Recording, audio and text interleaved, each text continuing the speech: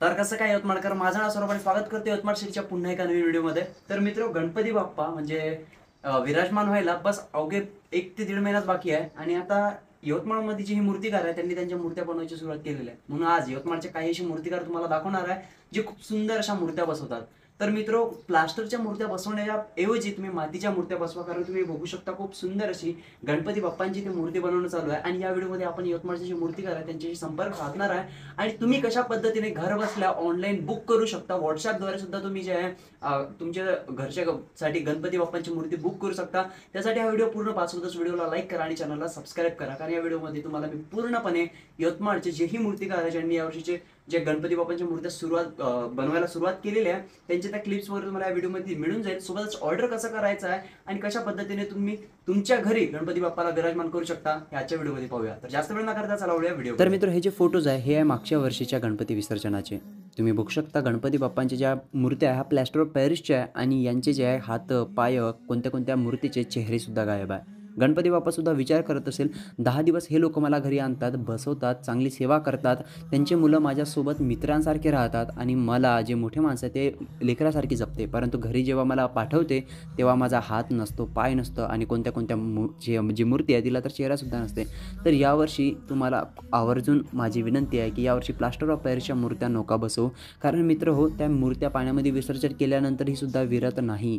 मातीच्या मूर्ती विसर्जित केल्यानंतर विरून जाते पाण्यामध्ये. म्हणून यावर्षी प्लास्टर ऑफ पॅरिसच्या मूर्त्या घरी आणू नका, कारण आपल्या यवतमाळमध्ये खूप सारे असे मूर्तिकार आहे जे लाल मातीच्या सुंदर अशा मूर्त्या बनवतात आणि त्यांचे मोबाईल नंबरसुद्धा मी तुम्हाला व्हिडिओमध्ये देणार आहे, जेणेकरून तुम्ही घर बसल्या ऑर्डर करू शकता. मित्र, हे आहे एंडे पेंटर, ज्याला तुम्ही मूर्तिकारसुद्धा म्हणतात. आणि तुम्ही बघू शकता खूपच सुंदर हे हातानेच अशा मूर्त्या बनवतात.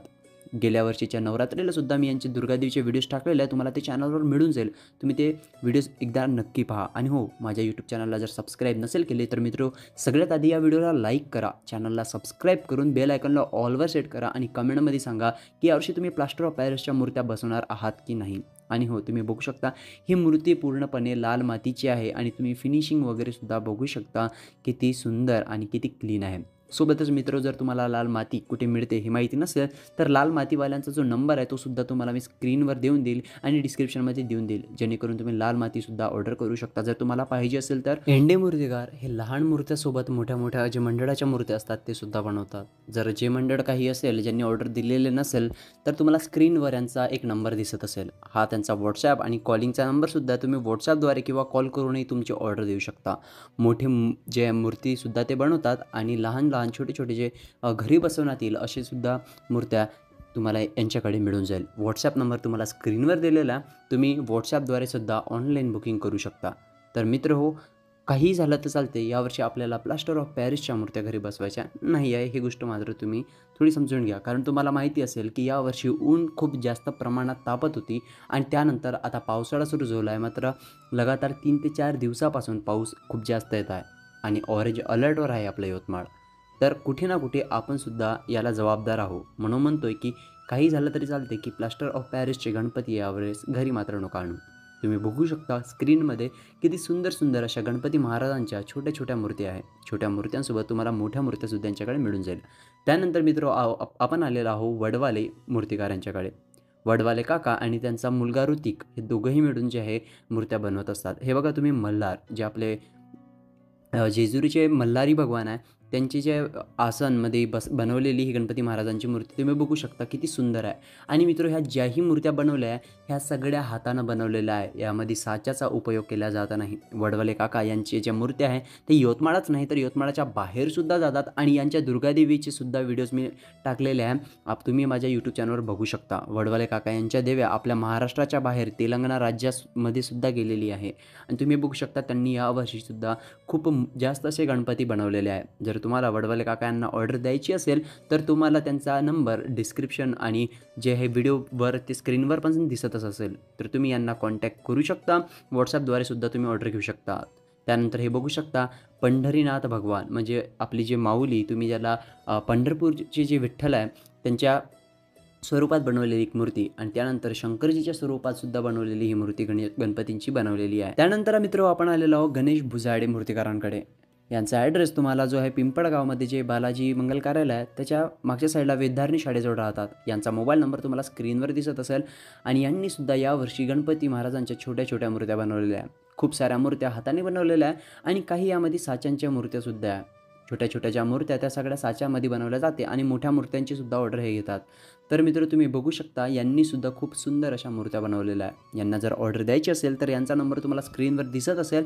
या नंबरवर तुम्ही कॉल किंवा व्हॉट्सअपद्वारे ऑर्डर करू शकता. सोबतच तुम्ही जर आणखी माझ्या यूट्यूब चॅनलला जर लाईक नसेल केले तर सगळ्यात आधी व्हिडिओला लाईक करून माझ्या चॅनलला मात्र सबस्क्राईब करणं विसरू नका. तर मित्र या व्हिडिओमध्ये ज्या मूर्त्या दाखवलेल्या त्या सर्व बनवलेल्या आहेत लाल मातीच्या आणि लाल माती तुम्हाला मिळून जाईल गणेश बेरे यांच्याकडे. मोबाईल नंबर तुम्हाला डिस्क्रिप्शनमध्ये दिलेला आहे. त्यानंतर मित्र आपण आलेलो आहोत बडेरे मूर्तिकार यांच्याकडे. तुम्ही बघू शकता खूपच सुंदर यांच्यासुद्धा मूर्त्या आहे. पिंपळगावलाच यांचं जे आहे कारखाना आहे जिथे गणपती महाराजांच्या मूर्त्या बनवतात. आणि तुम्ही बघू शकता यांच्या सगळ्या मूर्त्या इको फ्रेंडली आहे.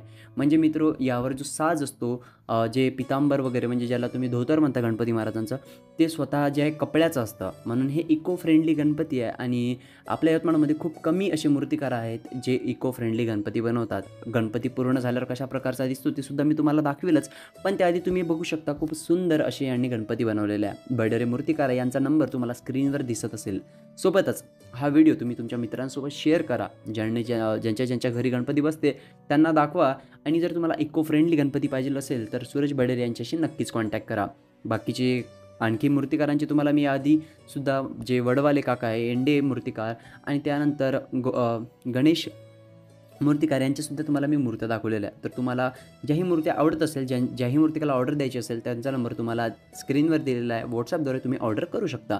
त्यानंतर मित्रो मूर्ती काही या प्रकारची बनते बघा. ही जी इको फ्रेंडली मूर्ती आहे यावर तुम्ही बघत असेल की गणपती महाराजांचं धोतर आणि त्यांचा जो अंगावर शेला वगैरे आहे तो सगळा कापडाचा आहे. आणि ही मागच्या वर्षीचा एक डेमो म्हणून मूर्ती त्यांच्याकडे होती म्हणून त्यांनी मला दाखवली. तर मित्रो जर तुम्हाला यामध्ये आणखी काही साज एक्स्ट्रा ॲड करायचं असेल तर तुम्ही ते करू शकता. आणि अशा प्रकारे मित्रो यवतमाळमध्ये सुद्धा इको फ्रेंडली गणपती तुम्हाला मिळून जाईल.